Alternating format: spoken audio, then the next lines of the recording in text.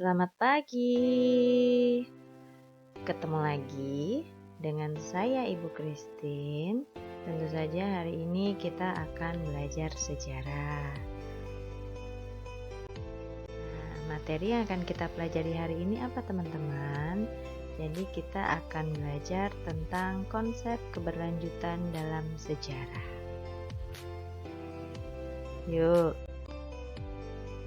Tapi nih sebelumnya kita cari tahu dulu ya, apa sih makna dari keberlanjutan itu teman-teman?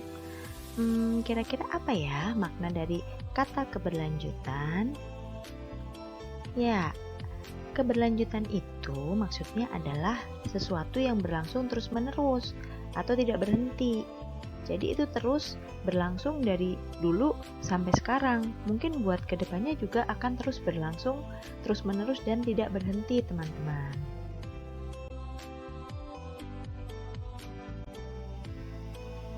Nah, kalau makna keberlanjutan sendiri itu apa?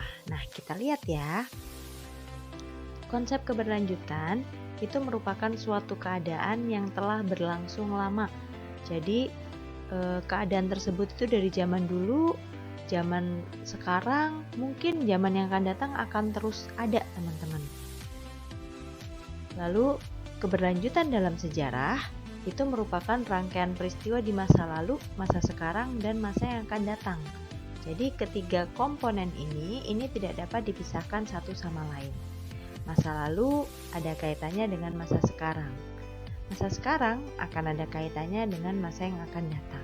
Jadi saling berkaitan, tidak bisa dipisahkan satu sama lain. Keberlanjutan juga bisa dimaknai dengan suatu keterikatan atau suatu hubungan timbal balik yang terjadi antara peristiwa yang satu dengan peristiwa yang lainnya teman-teman. Jadi ada masa lalu, ada masa sekarang, dan ada masa yang akan datang. Jadi antara masa lalu, masa sekarang, dan masa depan atau masa yang akan datang itu kalau dalam keberlanjutan dalam sejarah itu saling berkaitan satu sama lain teman-teman. Jadi tidak bisa dipisahkan.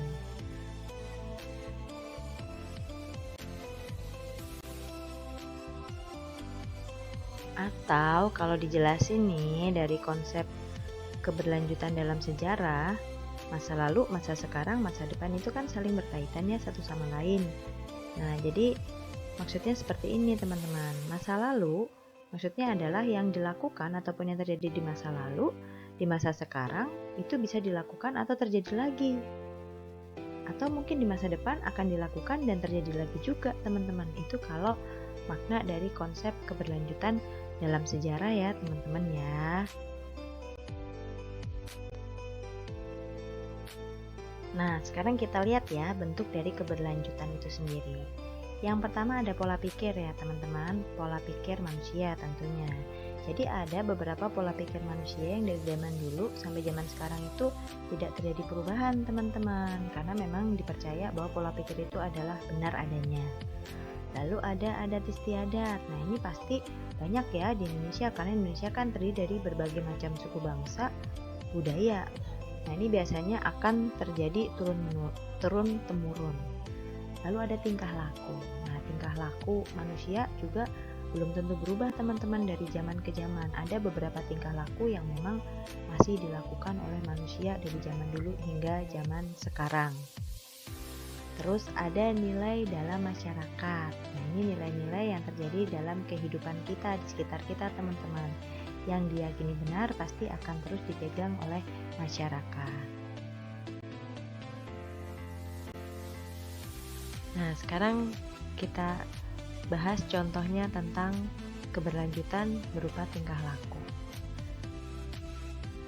Nah, di zaman VOC, Orde Lama, Orde Baru, ataupun Orde Reformasi, itu pasti ada tingkah laku yang masih berlanjut dari dulu sampai sekarang. Nah, ini ada gambar KPK. Berarti ini kaitannya dengan budaya atau tingkah laku korupsi di Indonesia. Nah, tingkah laku korupsi di Indonesia itu sebenarnya sudah ada dari zaman VOC teman-teman. Bahkan salah satu sebab runtuhnya VOC adalah karena banyak pegawainya yang korupsi. Nah, lalu ternyata tingkah laku korupsi ini terus berlanjut di Orde Lama, Orde Baru maupun Orde Reformasi, teman-teman.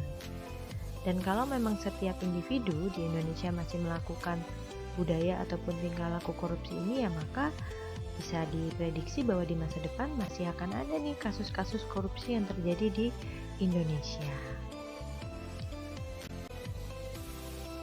Contoh selanjutnya adalah tentang pola pikir, teman-teman. Nah, di sini siapa yang tidak punya pola pikir ingin hidup sejahtera? Pasti semuanya pengen kan? Nah, pola pikir untuk hidup sejahtera itu sudah ada dari zaman dulu, teman-teman. Di mana-mana orang itu pengen hidupnya enak, nggak susah ya. Nah, untuk mewujudkan ini, orang nggak mungkin cuma rebahan kan? Nah, banyak orang yang melakukan apa? Oh, kita kerja nih, cari uang yang sebanyak-banyaknya. Nanti kalau udah punya uang ngapain nih kira-kira? Oh, saya mau nabung, saya mau investasi. Oh, uangnya mau saya puter buat bisnis. Jadi nggak cuman segitu aja, biar beranak duitnya tambah banyak. Atau mungkin saya mau main saham. Nah, segala upaya dilakukan untuk apa, teman-teman? Ya, orang biar jadi kaya raya dan hidup sejahtera. Nah, pola pikir seperti ini masih ada ya teman-teman ya, dari dulu sampai hari ini. Kedepannya juga saya rasa pasti mana ada sih orang yang pengen hidup susah ya teman-teman, pasti pengen hidup sejahtera. Cuman cara-caranya aja yang berbeda-beda antara individu yang satu dengan individu yang lain untuk mewujudkan cita-cita ingin hidup sejahtera itu sendiri. Nah, sekarang contoh dari konsep keberlanjutan berupa adat istiadat ya teman-teman ya. Di Indonesia ini ada banyak sekali adat istiadat nih. Salah satunya ada perayaan 7 bulanan buat orang yang sedang hamil. Lalu ada sinamot. Sinamot ini adalah mas kawin suku adat Batak. Lalu ada juga di Jawa ini perayaan syukuran anak yang baru bisa mau belajar jalan, teman-teman. Nah, ini dirayain biar anaknya cepat jalannya gitu, maksudnya gitu. Nah, adat istiadat ini nih sering dan masih dilakukan teman-teman hingga sekarang, teman-teman. Masih banyak orang-orang yang melakukan ini untuk menghormati adat istiadatnya. Jadi, adat istiadat di Indonesia ini masih dilakukan secara turun-temurun dari dulu sampai sekarang.